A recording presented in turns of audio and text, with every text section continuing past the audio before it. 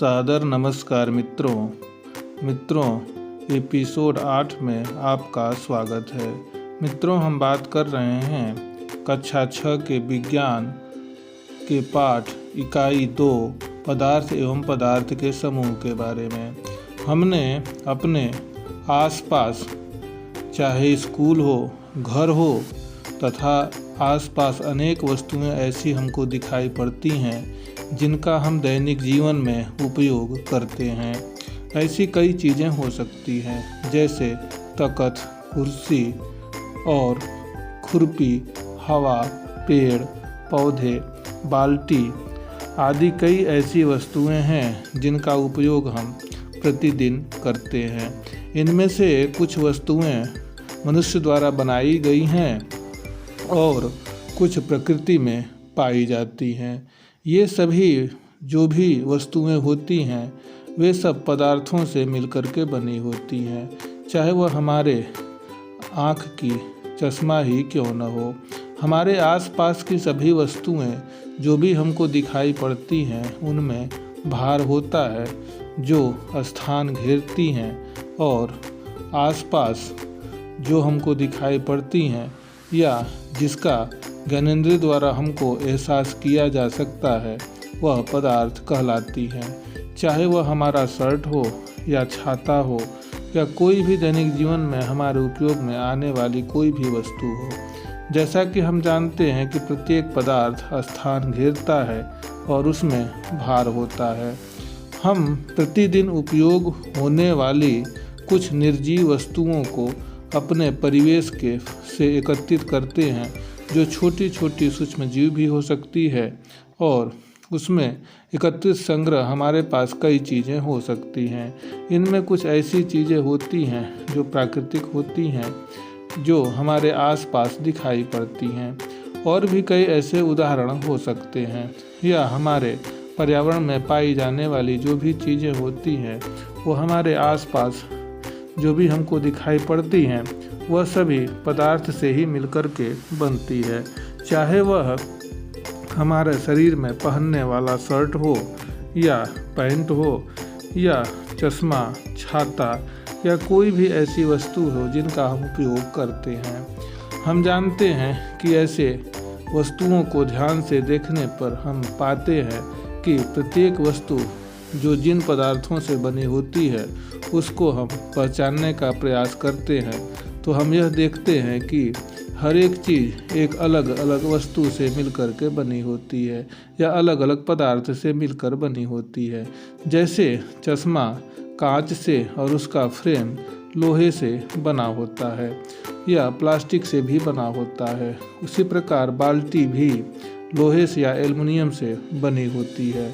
खुरपी लोहे एवं लकड़ी से बनी होती है। उसी प्रकार कुर्सी लकड़ी से बनी होती है तथा उसमें लगने वाली कील लोहे की बनी होती है। इस प्रकार हम देखते हैं कि कोई वस्तु एक ही पदार्थ से बनी होती है तथा ऐसा भी होता है कि एक ही वस्तु कई पदार्थों से मिलकर बनी होती है। जैसे खुरपी में दो पदार्थ होते हैं, एक लोहे का और दूसरा लकड़ी का।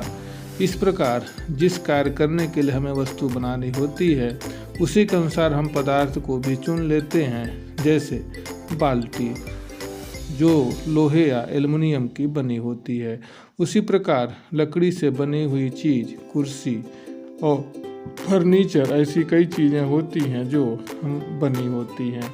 उसी प्रकार लोहा से बनी हुई वस्तु पेंच, कील, बर्तन, औजार आदि हो सकते हैं। उसी प्रकार जो कांच से बनी हुई वस्तु होती है वह भी हमारे आसपास चीज़ें प्लेट, कप दिखाई पड़ती हैं। उसी प्रकार मिट्टी से जो बनी हुई वस्तु होती है, चाहे कई प्रकार के बर्तन, घड़ा आदि होते हैं। इस प्रकार हम यदि इनका वर्गीकरण करें तो पदार्थ की वर्गीकरण की आवश्यकता एवं आधार के आधार पर हम वस्तुओं को पदार्थ के आधार पर उसको हम बांट सकते हैं। जैसे हम आसपास अपने पास पड़ोस की वस्तुएं देख रहे होते हैं, हर एक वस्तु अपने अपने गुणों की उपयोगिता के आधार पर एक दूसरे से अलग होती है। जैसे यदि हम चूड़ी की बात करें तो चूड़ी कांच से बनी होती है। उसी प्रकार इन वस्तुओं से अलग अलग होते हुए भी इनमें कई प्रकार की समानताएं दिखाई पड़ती हैं। किसी वस्तु की पहचान उसके आकार, बनावट, रंग, उपयोग आदि के आधार पर की जाती है। जब हम वस्तुओं को उनके विशेष गुणों, उपयोग आदि के आधार पर अलग अलग समूहों में रखते हैं तब उनकी पहचान आसानी से की जा सकती है। वस्तुओं को उनके सामान्य लक्षणों के आधार पर अलग अलग समूह में व्यवस्थित करने की क्रिया वर्गीकरण कहलाती है। उसी प्रकार पदार्थ की बाह्य संरचना के आधार पर वर्गीकरण भौतिक वर्गीकरण कहलाता है तथा आंतरिक संरचना के आधार पर वर्गीकरण रासायनिक वर्गीकरण कहलाता है। भौतिक वर्गीकरण के अंतर्गत पदार्थ को ठोस, द्रव एवं गैस में विभाजित किया जाता है। उसी प्रकार हम कह सकते हैं कि वस्तु और पदार्थ के आधार पर हम वस्तुओं को डिवाइड कर सकते हैं या बांट सकते हैं।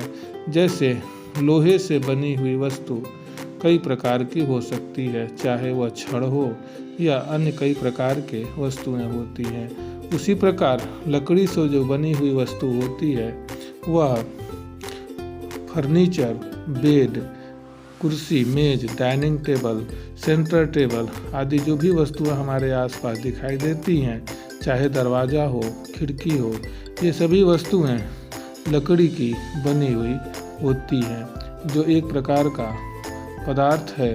और ये जो भी चीज़ें हैं जिनका उदाहरण हम बता रहे हैं ये वस्तुएं होती हैं।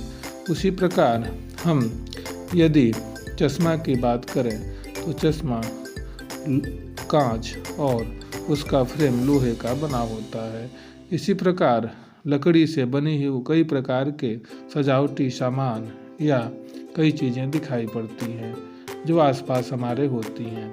यदि हम मिट्टी की बात करें तो आज हमारे आसपास मिट्टी की कई प्रकार की वस्तुएं हमको बनी हुई दिखाई पड़ती है। जैसे हम मिट्टी के खिलौनों की बात करें, चाहे हाथी, घोड़े या फिर घड़ा या दैनिक उपयोग में आने वाली चुक्कड़ जिससे हम चाय पीते हैं, ये सभी जो वस्तुएं होती हैं वे सब मिट्टी से ही बनी होती हैं जो पकाकर अर्थात आग में पकाकर उसे ठोस किया जाता है। आजकल मिट्टी की भी मूर्तियां बनाई जाती हैं जो जैव निम्नीकरण के लिए अनुकूल होती हैं और उन पर पर्यावरण का भी कोई असर नहीं पड़ता। इसी प्रकार कई प्रकार की ऐसी वस्तुएं हैं, अर्थात हम विभिन्न लक्षणों के आधार पर इनका वर्गीकरण हम कर सकते हैं। पदार्थ की आवश्यकताओं के आधार पर यदि हम बात करें तो हम आसानी से इनका वर्गीकरण कर सकते हैं। हमने नारियल का तेल देखा होगा। जाड़े के मौसम में यह बर्तन में ठोस के रूप में जम जाता है, वहीं गर्मी में तरल अर्थात द्रव रूप में बदल जाता है। मोम ठोस रूप में है। इसी प्रकार नारियल ठंडे के मौसम में ठोस रूप में बदल जाता है, जबकि वही यदि गर्मी आ जाए तो वह द्रव रूप में परिवर्तित हो जाता है अर्थात द्रव रूप में बदल जाता है।